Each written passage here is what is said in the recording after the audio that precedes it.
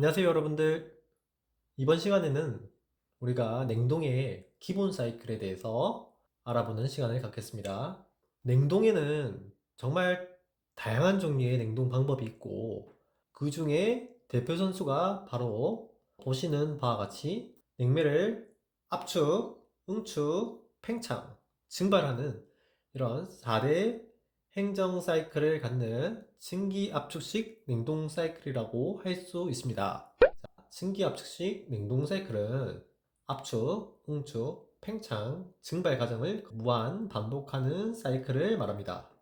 우리가 냉동 사이클 중에는 보시는 바와 같이 증기압축식 냉동 사이클이 가장 대표적인 방법이고, 그 외에도 정말 많습니다. 흡수식 냉동장치, 흡착식, 진공식, 스팀 분사식, 전자식 냉동기 등 정말 다양한 종류의 냉동 사이클이 있지만, 그 중에서도 여러분들이 일상생활에서 가장 흔하게 접할 수 있고, 실제적으로도 가장 많이 사용하는 방법이 이 냉동 사이클이라고 할 수 있겠습니다. 그래서 이 증기압축식 냉동 사이클이 냉동 사이클을 대표한다고 볼 수 있습니다. 그래서 냉동 사이클, 냉동 사이클 하면 전부 이런 압축, 응축, 팽창, 증발 요 개념도가 뜨는 겁니다. 아무튼 오늘은 이 증기압축식 냉동 사이클에 대해서 배워볼 것이고, 보시는 바와 같이 뭐 압축기, 응축기, 팽창 밸브, 증발기 이렇게 4대의 구성기기를 갖고요. 뭐 이 냉동 사이클을 모르는 사람은 아무도 없겠죠. 하지만 왜 이렇게 구성기기가 배치되고, 그리고 각각의 파트에서 어떤 역할을 수행하는지, 그리고 냉동의 원리는 어떻게 되는지, 이런 거를 오늘 조금 가볍게 짚고 가려고 합니다. 저는 이 냉동 사이클에 대한 개념을 대학교 때 처음으로 배웠던 것 같아요. 하지만 그때 당시 교수님께서 이런 원리를 설명해 주시기보다는 단순히 구성 장치들이 어떻게 되는지, 각각의 역할은 어떻게 되는지 좀 레포트를 내주시거나 원리를 잘 설명해 주시지 않았던 것 같아요. 그래서 이런 이론들이 어렵게 와닿았던 것 같은데, 아무튼 저도 그때 당시는 시험과 레포트, 이런 페이퍼를 쓰기 위해서 이런 거를 공부했던 것 같고, 정말 냉동의 원리에 대해서 그렇게 깊게 생각을 해봤던 적은 없는 것 같아요. 하지만 제가 이제 현업에 와서 이런 칠러나 이런 공조냉동 설비들을 직접 보다 보니까 조금 더 깊게 생각할 수 있었던 것 같고, 그런 노하우들을 여러분들께 조금이나마 도움이 될까 하여 이렇게 영상을 준비하게 되었습니다. 자, 그러면 이 사이클 중에서 냉동을 담당하는 그 부분은 어딜까요? 딱 봐도 여기 파란색 부분, 요 부분 아닐까요? 증발기. 이베포레이터라고 하죠. 증발기. 요 부분에서 어딘가로부터 오는 피냉각 물체로부터 열을 흡수하는 거죠. 이 증발기 입장에서 보면 열을 얻는 거죠. 그리고 어떤 시스템의 입장에서 보면 열을 빼앗기는 거고요. 이렇게 말하면 조금 어려울 수 있으니까 여러분이 이해를 돕기 위해서 이렇게 들고 와봤습니다.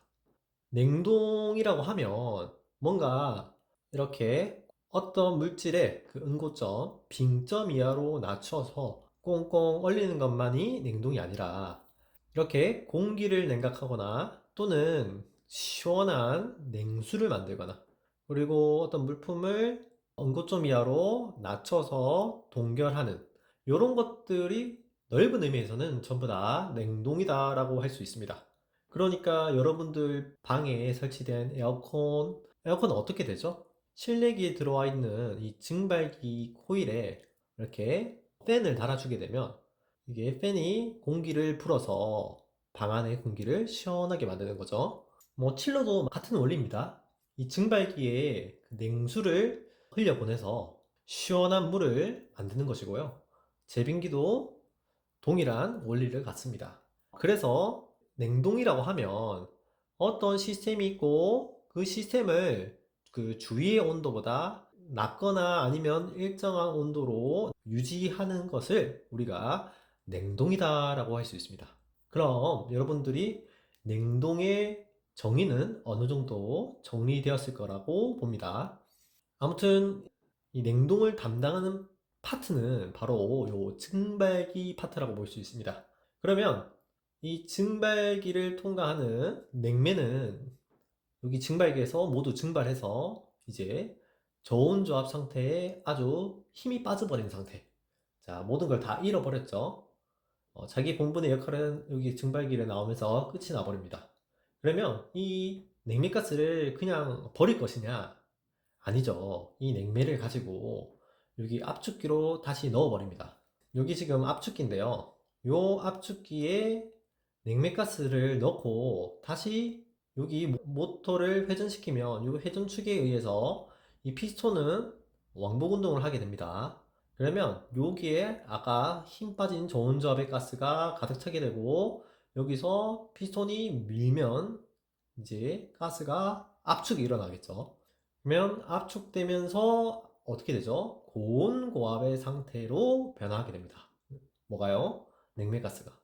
그래서 자, 압축기를 토출해서 나갈 때는 이제 고온고압 상태의 냉매가스가 되고 이게 바로 자, 응축기, 콘덴서라고 하는데요. 이 응축기를 통과하면서 이제 외부로 열을 버리게 됩니다. 열을 버리고 자기 자신은 고온고압의 가스 상태에서 고온고압의 액 상태로 변하게 됩니다. 그 과정에서 액화되는 과정은, 응축되는 과정은 혼자서 일어나는 게 아니라 그 주위의 힘을 빌려야 되는데 이렇게 시원한 공기를, 그러니까 외기죠. 자, 이 응축기 냉매의 고온고압 가스보다는 외기의 온도가 훨씬 시원한 상태죠. 그래서 이 공기를 이렇게 불어 넣어주면 이 냉매가스가 이제 응축이 됩니다. 왜냐면 외부로 열을 버리게 되는 거죠. 그렇기 때문에 응축기 입장에서는 고온고압의 가스 상태인 냉매가 고온고압의 액 상태로 변화하게 되는 겁니다. 그런데 이때 응축기를 식히는 방법에는 공기를 사용해서 식히는 게 있고 또 물을 사용해서 식히는 게 있습니다. 이 공기를 사용해서 식히는 게 우리가 쉽게 이해하면 실외기라고 볼 수 있습니다. 그리고 이 물, 이 냉각수를 이용해서 식히는 것을 순행식 응축기, 요 공기를 이용해서 응축하면 공냉식 응축기 이렇게 얘기할 수 있고요. 결국 이 물이 냉각수가 되는 거고 요게 이 응축기를 식히고 나오면 다시 뜨끈뜨끈한 고온의 냉각수가 되겠죠. 그거를 바로 냉각탑이라는 설비를 이용해서 물의 냉각수 온도를 떨어뜨리고 그리고 다시 이 순행식 응축기를 계속해서 순환하는 겁니다. 아무튼 응축기를 식히는 방법에는 두 가지가 있는데 공기로 식히면 공냉식 응축기 그리고 물로 식히면 순행식 응축기 이렇게 우리가 구분하고 있습니다. 아무튼 이 응축기를 지나게 되면 이제 냉매는 어떤 상태가 되는 거죠? 고온고압의 액냉매 상태가 되는 겁니다. 액체인 상태가 되는 거죠. 그 상태에서 바로 여기 팽창 밸브라고 하는데 요거를 익스펜션 밸브다 이렇게 하고 기호로는 이렇게 표기를 합니다. 이 팽창 밸브는 바로 교축 효과를 이용한 기기인데요. 여기 팽창 밸브의 좁은 틈을 고온고압 상태의 액냉매가 요 틈을 지나게 되면 바로 교축 작용에 의해서 압력과 온도가 동시에 떨어지게 됩니다. 그래서 이 팽창 밸브를 통과하게 되면 바로 저온조합 상태의 액과 가스가 혼합된 액가스 상태로 변하게 됩니다. 사실 이 개념조상 이 팽창 밸브를 여기 위치를 했지만 사실상 이 팽창 밸브는 거의 증발기 입구 쪽에 설치가 됩니다.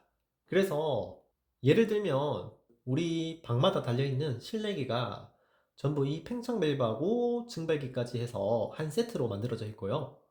그리고 응축기하고 압축기가 이렇게 한 세트로 해서 외부에 실외기로 들어가게 됩니다.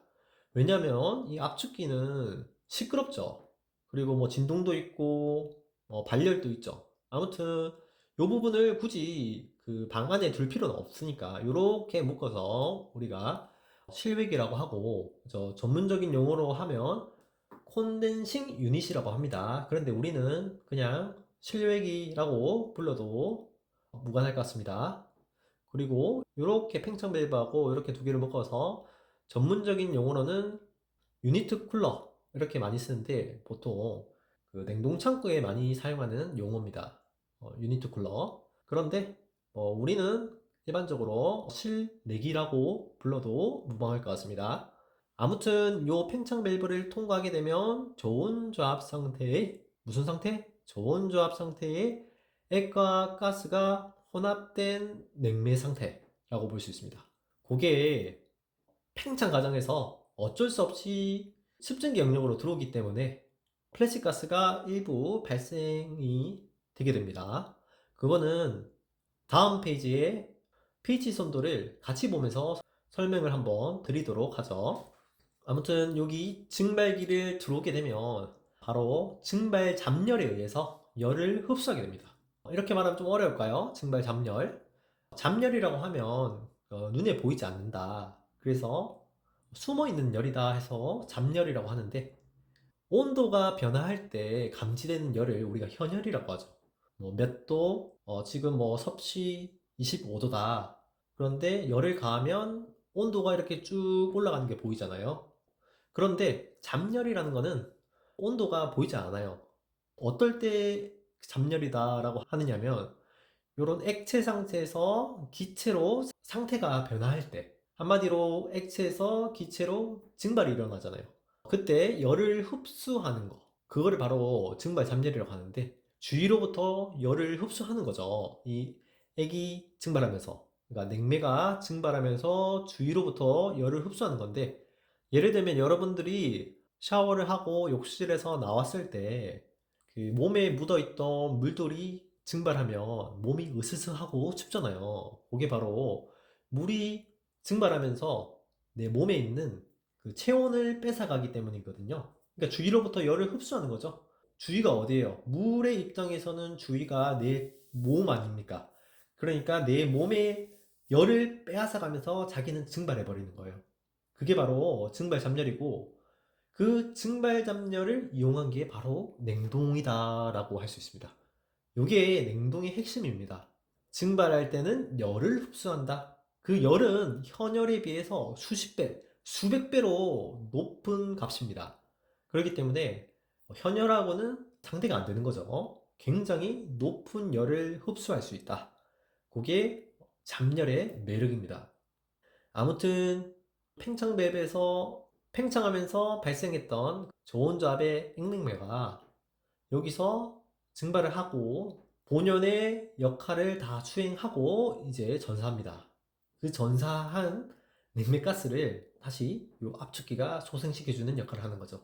자, 요 압축기를 들어가서 압축을 하고 나면 다시 이제 부활돼서 응축기를 돌고 열을 벌여서 자기 자신을 응축하고, 응축된 액냉매가 다시 팽창밸브를 통과하게 되면 좋은 조합 상태의 액냉매가 나오고 액가스가 나오는 거죠.